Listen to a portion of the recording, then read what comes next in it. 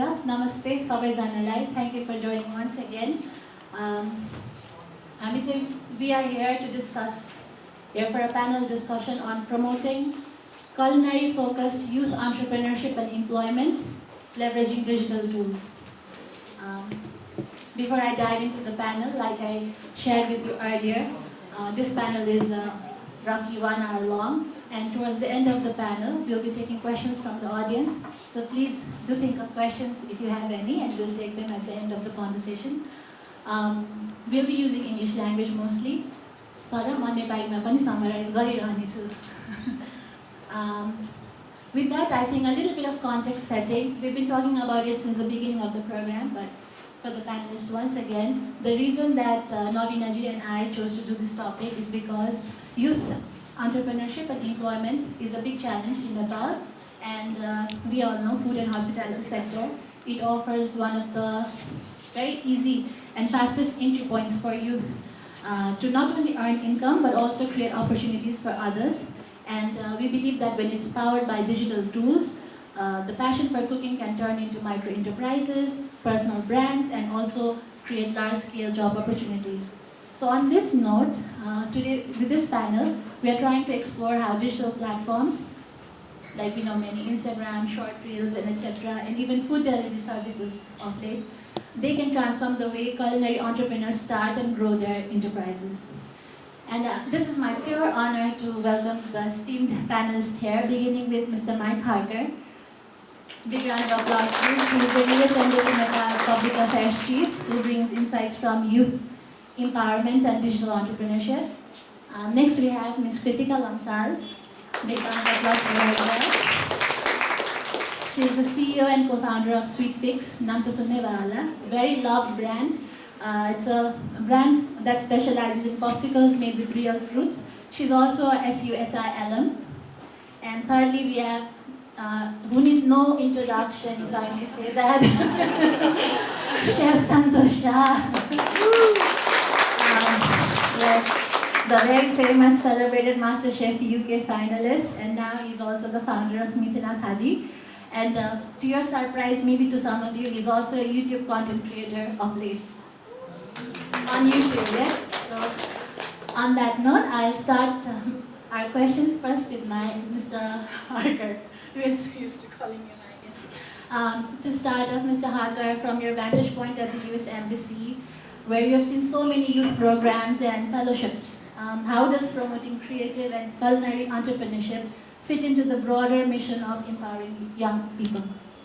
Well, thank you, first of all, for inviting me to speak today on a very important subject of food, and I think it's a universal crowd pleaser, right? I think when I think of Nepal, I think of my first time here in Nepal, which was about 20 years ago, when I was trekking the Annapurna circuit and going to the base camp.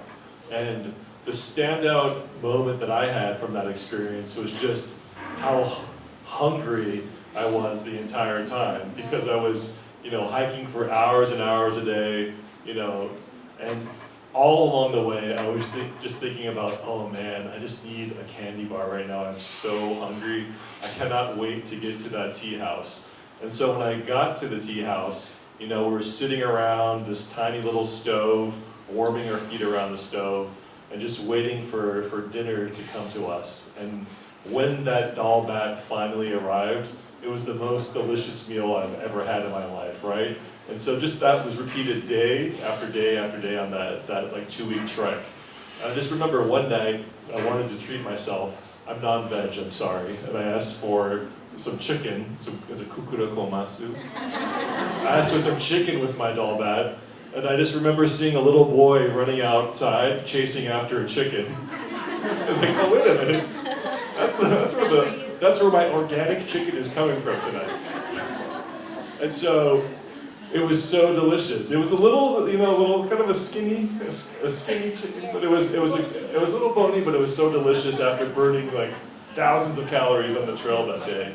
And so all of this is to say, as I think, we talk and talk and talk. We share all these different opinions, but really what sticks with us is the feeling and the experience. And one of the core ways to create such memorable feelings and experience is just through taste and through food, right?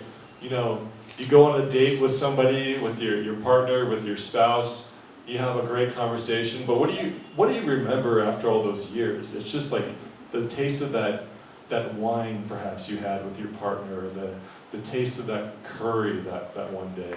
And you know, for me now, as I'm a diplomat, I'm just learning to love different types of Nepali food. Like my favorite, if you follow me on Instagram, is Dido.